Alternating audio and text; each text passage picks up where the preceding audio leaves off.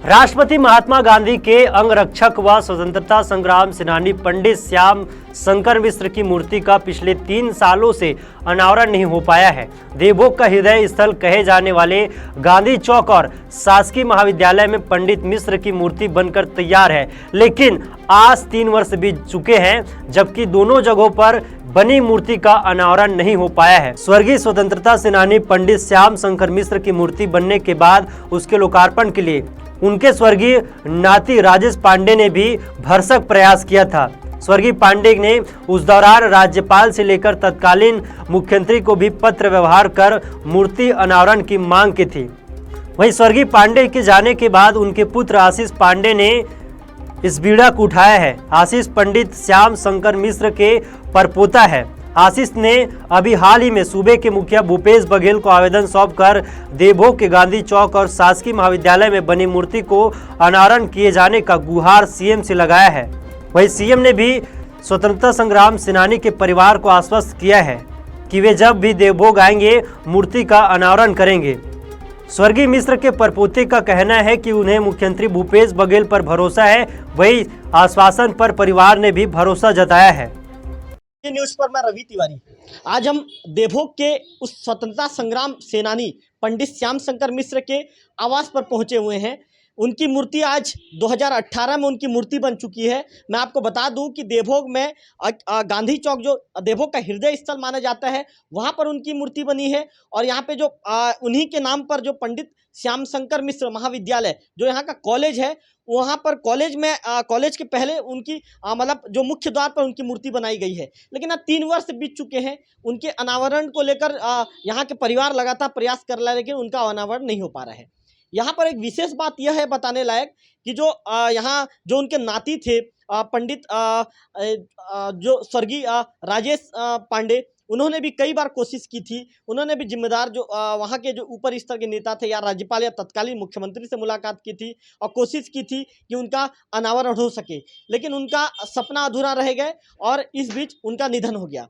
अब मैं यहाँ पर आपको दिखाना चाहूँगा, मेरे कैमरामैन से अनुरोध करूँगा कि यहाँ पर पंडित श्याम शंकर मिश्र की जो स्वतंत्रता संग्राम है, उनकी जो यादें हैं, उनकी पूरी यादें को यहाँ पर परिवार ने सहेज कर यहाँ पर एक फोटोग्राफी के माध्यम से दीवार पर परिवार ने चस्पा किया है। मैं आपको बताना चाहूँगा, कई बार ये अखबारों में भी ये समाचार आ चुका है कि पंडित मिश्र जो 17 साल की उम्र में गांधी के अंगरक्षक बने, वर्धा से जब उन्हें विदाई की गई थी उस दौरान उन्हें कमर घड़ी मिली थी और बाकायदा महात्मा गांधी ने देवभोग आने का वादा भी किया था। एक मुख्य बात यहाँ पर यह है कि आज़ादी का जब ऐलान हुआ उस दौरान पंडित श्याम शंकर मिश्र ने देवभोग के जो ग्रामीणों के साथ मिलकर उस दौरान रातों रात विजय स्तंभ का निर्माण करवाया था।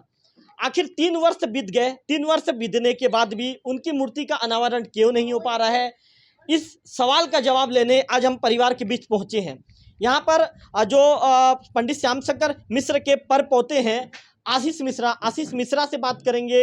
आशीष पांडे से बात करेंगे। वो भी लगातार कोशिश कर रहे हैं। उन्होंने हाल ही में सूबे के जो मुखिया हैं भूपेश बघेल, उनसे भी मुलाकात की है। परिवार चर्चा के दौरान क्या आश्वासन मिला, यह एक अभी तक सवालों के घेरे में है, उनसे बातचीत करेंगे। आपका सबसे पहले तो आरजे न्यूज में आपका स्वागत है। धन्यवाद। मैं ये जानना चाहूँगा कि आपके पिता भी लगातार जो हमारे स्वतंत्रता संग्राम सेनानी है, उनके मूर्ति के अनावरण के लिए आपके पिता भी लगे रहे। उनका जो एक मतलब कहा जाए कि उनका एक सपना था कि उनके जीते जी मूर्ति का अनावरण हो जाए, लेकिन नहीं हो पाया। आखिर कहाँ कमी रह गई, आप बताइए। कमी अब उस समय पापा बहुत प्रयास किए और ये दुर्भाग्यपूर्ण है कि नहीं हो पाया और कहीं ना कहीं शासन प्रशासन इसमें जिम्मेदार है। अच्छा, मैं पांडे जी आपसे ये जानना चाहूँगा, आपने कहा कि शासन प्रशासन जिम्मेदार है। आपके पिताजी जब जिंदा थे उस दौरान उन्होंने क्या आप कहीं आवेदन किया था, कहीं कुछ प्रोसेस किया था? जी, प्रोसेस किए थे। वो बीमार हालत में भी थे, उसके बाद भी वो राज्यपाल से मिले, मंत्रियों से मिले और सभी जगह जहाँ जहाँ जाना उनका बना वो किए गए, लेकिन कोई रिप्लाई वहाँ से अभी तक नहीं आ पाया। आपने भी गत दिनों जो प्रदेश के मुख्यमंत्री हैं भूपेश बघेल, उनसे मुलाकात की, क्या चर्चा हुई? मैं मिला मुख्यमंत्री, आदरणीय मुख्यमंत्री जी से। उन्होंने पूरा आश्वासन दिया है कि जब भी देवभोग मेरा आना होगा मैं अनावरण करूंगा। अच्छा, उनसे जुड़ी हुई कुछ यादें हैं जो आप हमको शेयर करना चाहेंगे या बताना चाहेंगे आरजे न्यूज को? नाना जी से, पापा जी से। आपके नाना जी से। नाना जी देश के आज़ादी के आंदोलन में बहुत सक्रिय रूप से रहे वो, और हर आंदोलन में शामिल रहे, और गांधी जी के अंगरक्षक रहे। उनको भेंट स्वरूप कमर घड़ी और गांधी जी के हाथ का बनाया हुआ पोशाक भी उनको मिला, और गांधी जी के कहने पे उन्होंने मीना बाज़ार का आयोजन किया, जिसमें वो प्रभारी थे, और बहुत ही अच्छे ढंग से मीना बाज़ार का भी संपन्न हुआ। और मीना बाज़ार में चंदा जो 1,40,000 रुपया जो हुआ, तो उसको इकट्ठा करके, उस टाइम तो नोट का चलन नहीं था, तो चमन्नी अठन्नी ऐसा करके 1,40,000 रुपया इकट्ठा किया उन्होंने। और उस समय मार्ग नहीं था, बस की सुविधा नहीं थी, तो उड़ीसा होते हुए जूनागढ़ होते हुए उन्होंने वहाँ रायपुर पहुँचाया। अच्छा, पांडे जी, का महत्वपूर्ण सवाल आपसे ये भी जानना चाहूँगा मैं कि पिछले 3 वर्षों से परिवार संघर्ष कर रहा है। जी आपके स्वर्गीय पिताजी ने भी संघर्ष किया और लगातार वो क्षेत्र की समस्याओं को लेकर पत्र व्यवहार करते थे और कई समस्याएं दूर भी होती थी। जी आप लोगों ने जनहित के मुद्दे पर भी काम किया है, जैसे कॉलेज का सड़क हो या अन्य कई मुद्दा हो, लेकिन आखिर कहाँ पर कमी रह गई कि 3 सालों से लगातार प्रयास करने के बाद भी प्रयास आप लोग का सफल नहीं हो पाया? ये तो विचार जो है, हम भी सोचते हैं कि मतलब अभी तक जो अब राज्य में कांग्रेस की गवर्नमेंट होने के बावजूद, एक हमारे नाना जी जो कट्टर कांग्रेसी थे, गांधी जी के अंगरक्षक थे, और उनका 3 साल विलम्ब होना ये दुर्भाग्यपूर्ण है। ये हमारे परिवार के लिए भी और कांग्रेस पार्टियों के भी। अच्छा पंडित जी, आगामी दिनों में अब क्या रणनीति रहेगी? क्योंकि आपने कहा कि सीएम भूपेश बघेल ने आपको पूरी तरह से आश्वस्त कर दिया है कि देवोक दौरे में आऊंगा तो मैं बिल्कुल अनावरण करूंगा। इसके बाद भी यदि उचित कदम नहीं उठाया जाता है शासन प्रशासन की तरफ से, फिर क्या कदम आप लोग उठाएंगे?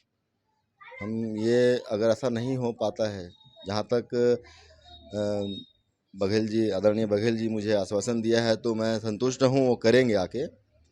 अगर मान लो किसी वजह से नहीं हो पाया, तो आगे हमारे सेनानी परिवार, हम इसमें जो आगे हो सकेगा उसको पूरा करेंगे, पीछे नहीं हटेंगे। तो ये थे जो पंडित स्वतंत्रता संग्राम सेनानी पंडित श्याम शंकर मिश्र के परपोते आशीष पांडे, उनसे हमने चर्चा की। उनका साफ तौर पर कहना है कि स्वयं भूपेश बघेल के आश्वासन को लेकर वो पूरी तरह से आश्वस्त हैं, लेकिन इसके बाद भी यदि किसी तरह का कोई कदम नहीं उठाया जाता है तो आने वाले दिनों में फिर परिवार जो लड़ाई होती है या जो सड़क वाली बात होती है, हर जगह परिवार जाने को तैयार है। हमारे साथ यहाँ पर उनकी कह सकते हैं उनकी जो बहू है वो मौजूद हैं। हम उनसे जानना चाहेंगे कि 3 वर्षों से अनावरण नहीं हो पाया है, आपके परिवार के मुखिया रहे हैं और उन्होंने देश के लिए भी एक महत्वपूर्ण योगदान दिया, कितना आप लोग को दुख लगता है? सर, मैं ये इस बारे में बोलूँगी, बहुत दुख होता है। और मैं कहना चाहूँगी कि हमारे जो माननीय ससुर जी थे, उन्होंने अंतिम सांस तक में यही दुआ की कि मुझे थोड़ी और भगवान लाइफ दे देता और थोड़ा मुझे स्वास्थ्य ठीक कर देता तो मैं अनावरण कर सकता। मतलब ये उनकी अंतिम इच्छा रह गई। तो हम लोगों को बहुत ज़्यादा दुख हो रहा है कि अभी तक नहीं हो पा रहा है और उनका अधूरा सपना है, इसको हमको पूरा भी करना है। तो अभी सीएम जी, माननीय मुख्यमंत्री जी से मुलाकात किए हमारे परिजन, तो उन्होंने कहा है कि इस दौरे में आएंगे तो देवभोग भी आएंगे और मूर्ति का अनावरण करेंगे। अब आपके पति भी चूंकि कहीं ना कहीं अपने पिताजी के सपने को पूरा करने में लगे हुए हैं और आप भी कंधे से कंधे मिलाकर उनके साथ आगे बढ़ रही हैं। यदि इस तरह की विपरीत परिस्थिति आई और मूर्ति का अनावरण नहीं हो पाया तो फिर क्या रहेगा?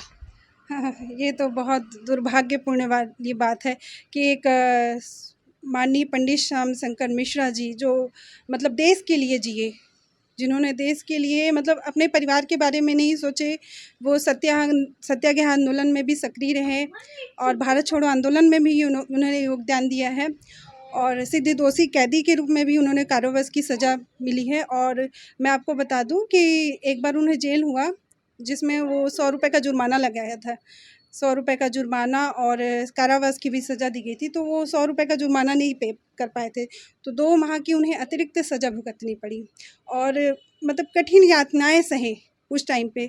तो मतलब देखिए, परिवार के लिए तो बहुत लोग जीते हैं, पर कुछ लोग ऐसे होते हैं जो देश के लिए जीते हैं, जो मतलब अपना सब कुछ त्याग करके देश के लिए जी रहे हैं। तो हमारी बस यही इच्छा है, और हमारे ससुर जी की भी यही इच्छा है कि बस उनके नाम से एक अनावरण हो जाए मुख्यमंत्री जी के हाथ से, ताकि जो आज की युवा पीढ़ी है वो जाने कि जो हमारे पूर्वज हैं वो हमको कितनी मतलब संघर्ष के साथ अपना तन मन धन खून बहाकर हमको ये आज़ादी दिलाए हैं भारत को, और जिसमें हम स्वतंत्र होकर रह रहे हैं।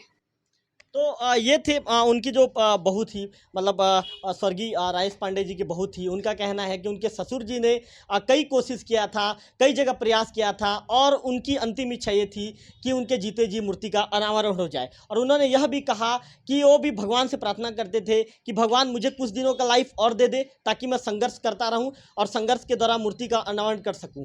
और बाकायदा हमने जो उनके परपोते से आशीष पांडे जी, उनसे भी चर्चा की। उनकी जो बहू थी प्रतिभा पांडे, उनसे भी चर्चा की। प्रतिभा पांडे का कहना है कि किस तरह उन्होंने संघर्ष कर हमें आज़ादी दिलाया था, हमें उन बातों को नहीं भूलना चाहिए। उसके लिए कितना उन्होंने काम किया था, उन्होंने कितना यातनाएं उसके लिए सही थी, उन्हें यहाँ तक कि जेल भी जाना पड़ा था। तमाम विपरीत परिस्थितियों को सहकर विषम परिस्थितियों में आज़ादी दिलाने में उन्होंने महत्वपूर्ण भूमिका दिलाई थी। शासन प्रशासन को इन बातों को ध्यान में रखकर जल्दी मूर्ति का अनावरण करवाना चाहिए। कैमरा पर्सन गंधर्व बेसरा के साथ रविकांत तिवारी, आरजे न्यूज, देवभोग।